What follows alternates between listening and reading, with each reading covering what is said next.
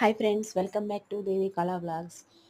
ఈరోజు కూర వచ్చేసి ఆషాఢం స్పెషల్ అండి. ములక్కూర పప్పు చాలామందికి తెలిసే ఉంటుంది. ఎవరైనా తినకపోతే ఇంకా ఆషాఢం అయిపోతుంది, మీరు కూడా చేసుకుని తినేసేయండి.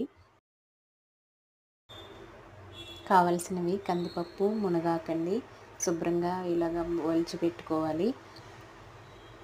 తర్వాత నెక్స్ట్ వచ్చేసి వాష్ చేసేసి ఇలా పప్పు ఉత్తిగా ఓన్లీ పసుపు కొంచెం ఆయిల్ వేసి ఉడకబెట్టుకోనివ్వండి.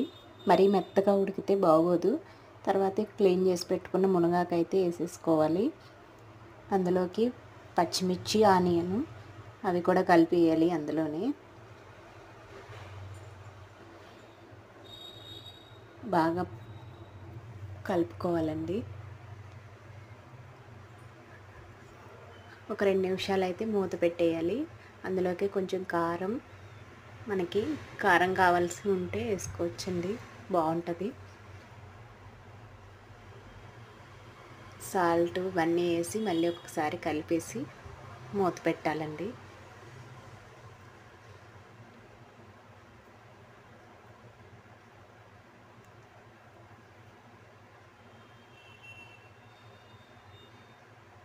ఈ ఆషాఢంలో గోరింటాకు ఎంత ఫేమస్ అండి. ఈ మునగాకు పప్పు కూడా అలాగే తింటారు చాలామంది. తర్వాత తాలింపు వేసుకోవాలండి. మిగతాదంతా మీకు తెలిసిన ప్రాసెసే.